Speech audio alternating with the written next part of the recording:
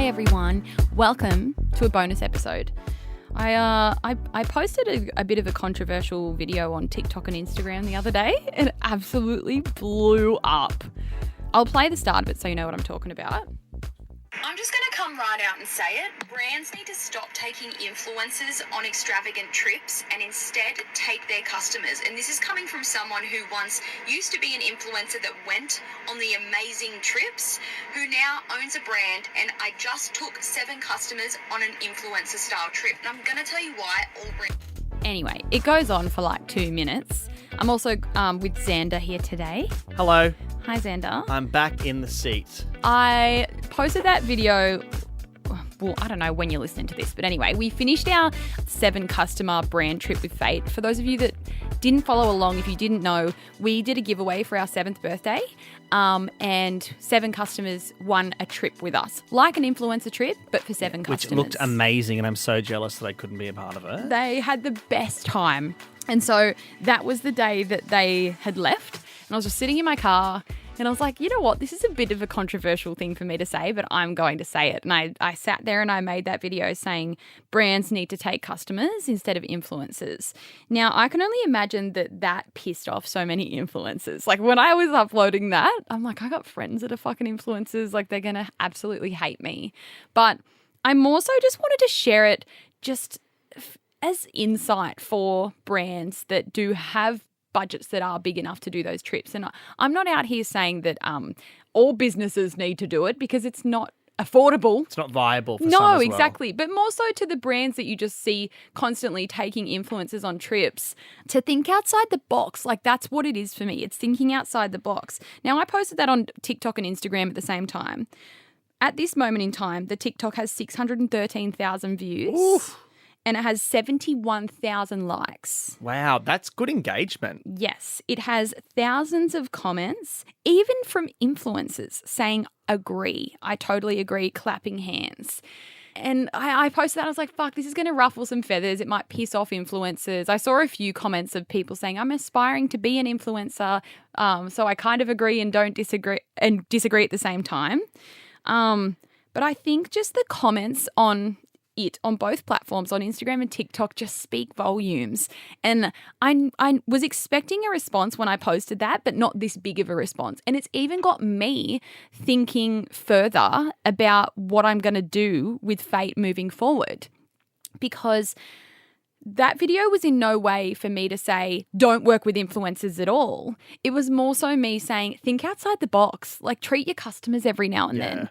I've done an episode recently on influencer marketing, and I think influencer marketing is obviously powerful. Like that's why brands do it. We work with mainly micro influencers at Fate, and we will continue to do so. But just the thousands of comments from people that are customers singing, yes, yes, yes. I think all brands should be looking at that as a bit of fucking research. I think a brand like Fate, though, that is so community-based, it works. Yes. But I can imagine that there's brands out there that don't have a strong community, but they're just a solid brand that everyone will go back to, that this type of thing won't work with. It won't translate. Yeah, there's not going to be a community there to recognize that and who are going to be like surrounding it and a part of it. Yeah. So it works for you guys, but I can definitely see why some businesses will go, well, we're going to work with influencers going forward. Yeah, I agree.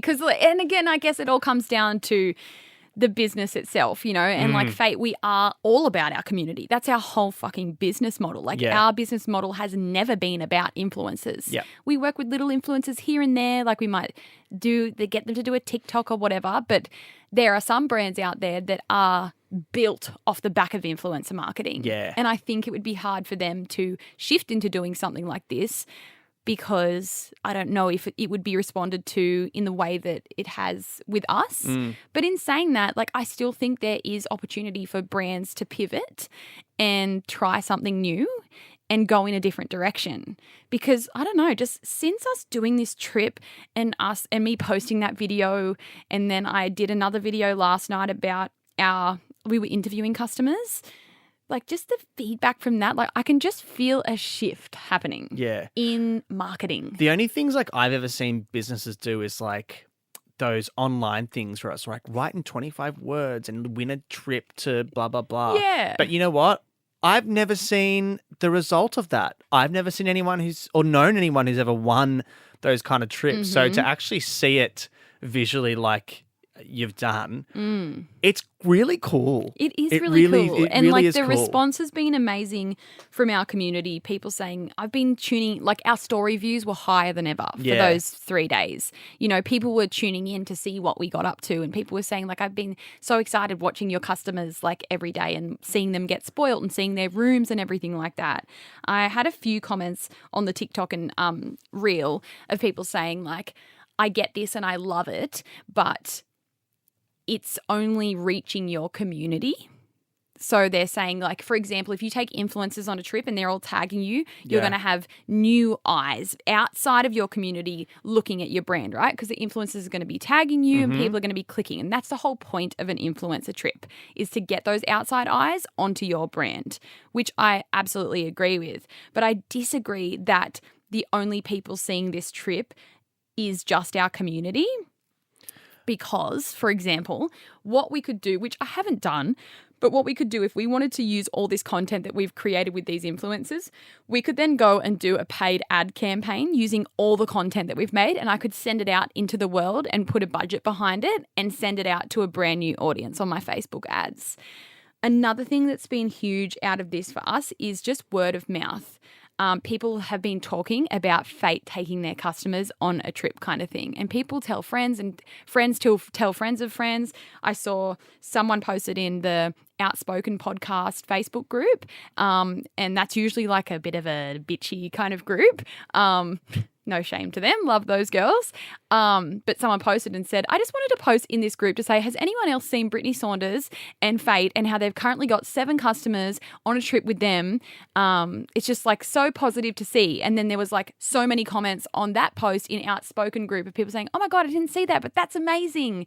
People saying, yes, I've been loving following it. So it has gotten further out there than just us posting it. But also like you need to remember that like your community is going to push these like social media posts and videos as well. 100%. Like, yes, influencers will bring you eyes, but the fact that that video's already got over 600,000 views and it's got all these comments, I mean, that's the type of stuff you're going to expect from using influencers reposting your stuff anyway. Exactly right. And a lot of people said in the comments as well, yes, if influencers are on a trip tagging you and their audience is clicking on your page, like, is it really going to convert to anything? Like, is someone going to see an influencer on a trip in the Hayman Island or whatever and go, wow, that brand took that influencer. I feel so good about that. Like, I'm going to go and shop from the brand. Yeah. Probably not. And for those of you listening, we do have an expanded episode on influencers coming out next week. Yes. So you will get a very delicious deep dive into influencers, how businesses use them, how you can use them, whether micro influencers are the way to go. So we're going to have all the info and all our little tips on what to do. Absolutely, because I still I believe in influencer marketing, and I don't want anyone to get it twisted with my video. I'm not saying don't ever use influencers, but I just think with how switched on consumers are becoming, and like just go read the comments on that TikTok of mine. Like people are commenting that they're fed up with influencers getting free shit. Like they're sick of seeing the unboxing hauls. Like I can just feel a shift coming, and I can feel it in my own business. Like what can we do next to stand out from everyone doing the same cookie cutter shit, sending influencers free stuff? I even had people commenting like, which I've never thought of, and it applies to me too. They're like, I work for X brand and I'm sick of seeing them gift influencers when I like work in the business kind of thing. And then it got me thinking like, shit, you know, like imagine if we did, like we've never done an influencer trip, but imagine if we did an influencer trip and like how my staff would feel about that. Yeah. Seeing me take all these influencers on the trip, but they're working hard in my business every day. Yeah. I've never thought of it from that perspective. And I guess it's one of those things. It's like, well, at the end of the day, like they are influencers and that's their job. And I completely agree with that. But it's just like opened my eyes, you know, because the staff are the ones that are keeping the business running. Exactly. Like, it's got me thinking about my staff. It's obviously got me thinking about, you know, our customers, and it's just got me thinking in a different mindset moving forward of how I want to continue, you know, doing the marketing side of Fate. Like, we're still going to continue to work with influencers. In saying that, we're never working with big influencers because they're just too expensive. No offense. That's why you can't afford me. You know? No offense. Like, I would even say if a brand contacted me now and said, can I work with you? I'd say, no, like, I will charge you way too much. Like, go and work with micro influencers instead. Yeah. Like, we will continue to work with influencers, but I don't know. I just think over the next few years, consumers are already kind of done with influencers and being sold products continuously day in, day out. Like, we've been doing this for a really long time now. I am seeing a shift, and if I can play part in that shift in any way and make brands think outside the box and make them reevaluate the way that they do their marketing, I will absolutely be that person. But even just for me and my business, like, I want to change things up even more. And I think us doing this customer brand trip and our customer event at the same time, it's just like got me inspired to think outside the box and think, what can we do now? Because that was fucking great. Like, look at the feedback from that. Like, we've never had that kind of feedback before. Yeah. What was your favourite part of the week? Okay. The amount of tears that were cried by the 7 winners. Oh, wow. Yeah. Like, we didn't film any of that, obviously, but there were multiple moments in the 3 days that we were with them, like in the change rooms at our Fate store. Like, one of them like came to me crying. And then on our last day, we did like a Pilates and like a breakfast thing. Yeah. And it was really weird. Like, at the end of the Pilates, they were all like laying on the ground, like doing like some breath work and reflecting on the last few days. And then again, like, one of the girls started like really crying. And then it kind of just made this domino effect. And then the whole room was fucking like in happy tears. Yeah. Like, happy tears. And then the Fate girls were crying. I had tears rolling down. The Fate girls were going, Brittany, you never fucking cry over anything. Yes. It was like the most beautiful thing. Like, and again, like, no shame to influencers, but I don't think you'd ever see a bunch of influencers crying because they've been sent on a trip. Like, they might. Yeah. But like, these girls were so grateful to have been Yeah. given this experience. And I'd say that was like the biggest proud moment, I guess. That's really nice. Yeah, just them crying literal happy tears and not wanting to go home because they've just had the time of their lives. And I think that is priceless. Yeah. My favourite thing that I saw, because I wasn't there, was All Right Hey going, you get a Glazey, you get a Glazey, everybody gets a Glazey. He had his Oprah moment. But no, it was just iconic. It was fantastic, and it's just got me really inspired moving into 2025. Yeah. I want to keep fucking shaking this industry.